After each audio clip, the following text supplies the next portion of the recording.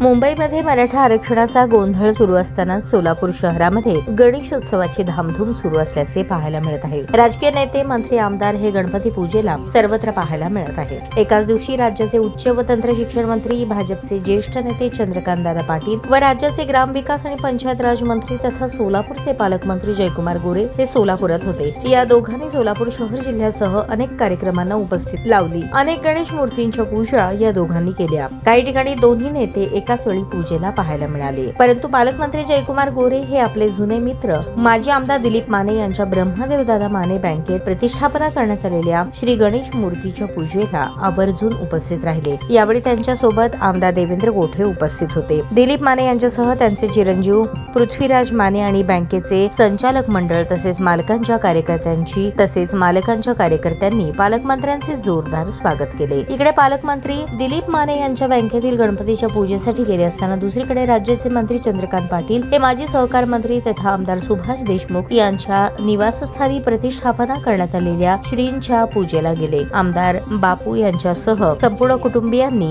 दादांचे मनोभावे स्वागत केले। हेच दोन्ही नेते पहिल्यांदाच भारतीय जनता पार्टीच्या शहर कार्यालयात एकत्र पाहायला मिळाले। या दोघांनी एकत्रित भाजप कार्यालयात प्रतिष्ठापना करण्यात आलेल्या श्री गणेशाची पूजा केली। पहिल्यांदाच भाजप कार्यालयात अनेक आमदार, मंत्री यांची उपस्थिती पाहायला मिळत आहे।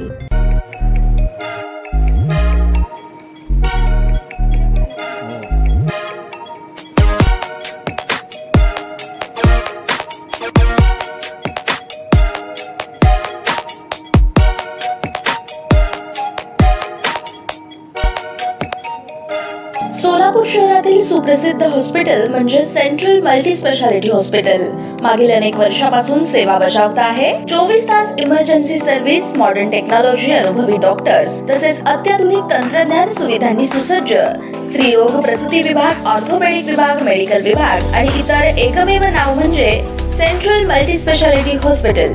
पत्ता गणेशपेठ शॉपिंग सेंटर, मंगळवार बाजार, सोलापूर। ताज्या बातम्या पाहण्यासाठी प्राईम महाराष्ट्र न्यूज चॅनलला सबस्क्राईब करा।